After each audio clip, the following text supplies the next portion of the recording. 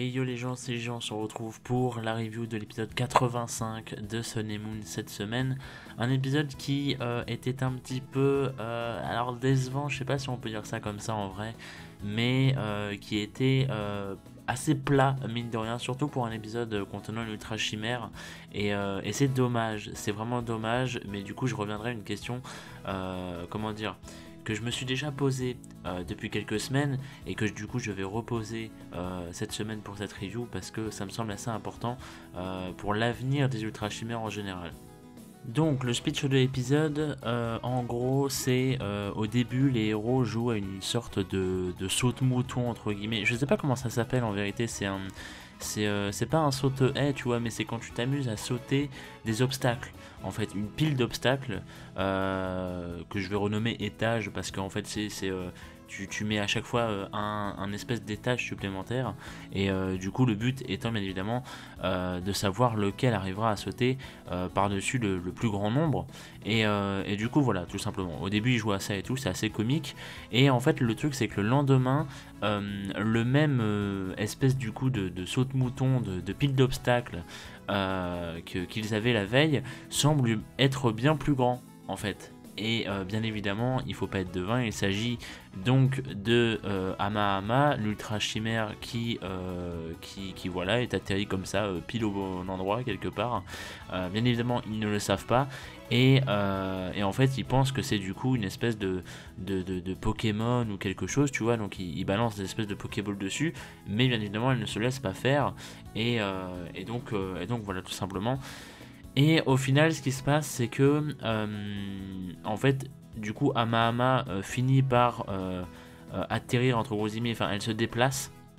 Et elle finit par atterrir sur le site de construction de Bourgain, qui est donc le fameux méchant, un petit peu de Sun et Moon. Enfin, c'est pas vraiment le méchant de l'histoire, mais vous m'avez compris, tu vois. C'est un peu le mec un peu chiant et tout.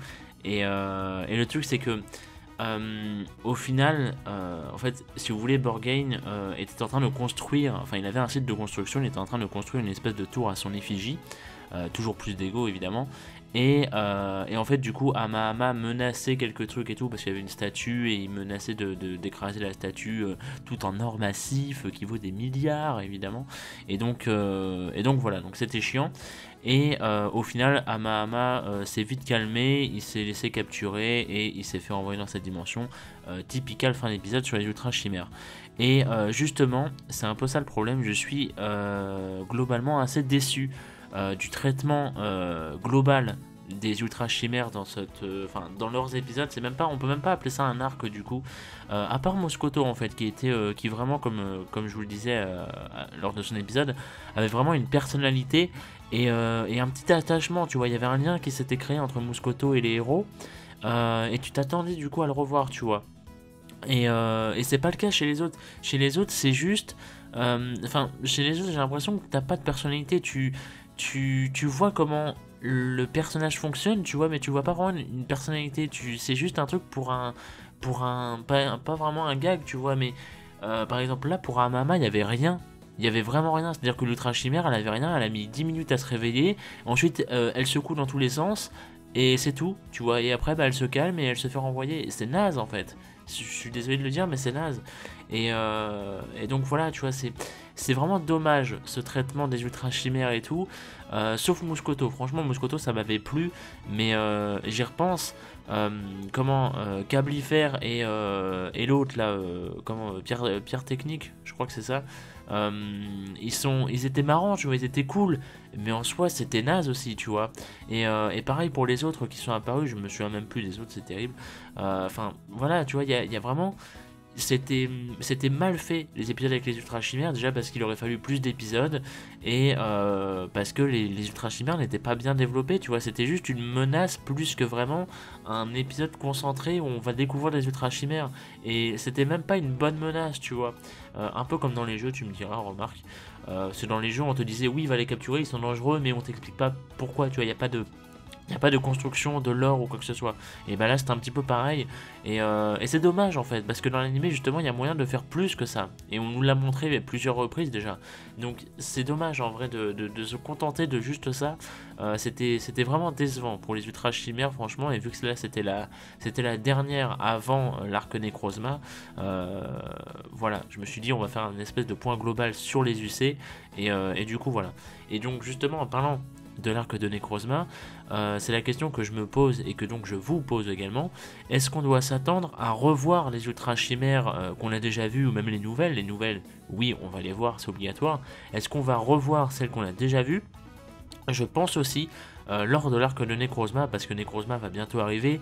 J'imagine que voilà comment je vois les choses moi en fait. Necrozma va arriver, puis il va se rebarrer.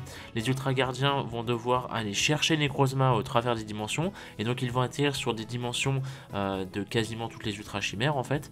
Et ça risque d'être très cool. Après j'ai très peur parce que vu qu'il y a beaucoup d'Ultra Chimères, tu vois, ils peuvent faire en sorte qu'un seul épisode mène à une Ultra Chimère. Enfin, un seul épisode soit une Ultra Chimère, tu vois. Et un peu comme là, et j'ai très peur parce que certes, il y en a certains, on les a déjà vus, tu vois, donc ils les reverraient et ça développerait un peu le background, le monde, etc. Mais j'espère vraiment qu'il y en a au moins quelques-uns qui auront 2 épisodes.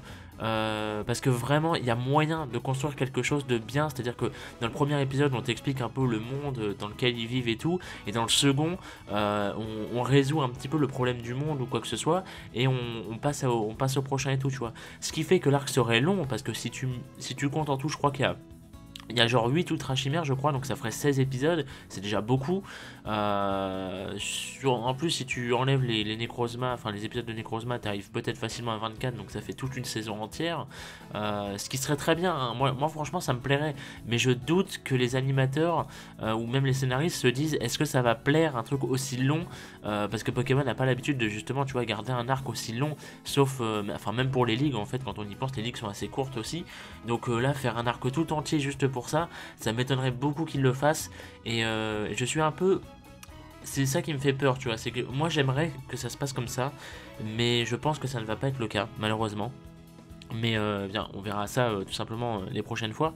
Mais en tout cas, est-ce qu'on doit s'attendre à les revoir? Je pense que oui. Et j'espère, parce que ça serait terrible si on voit juste Necrozma et qu'ensuite des fillers et tout, ça serait vraiment terrible.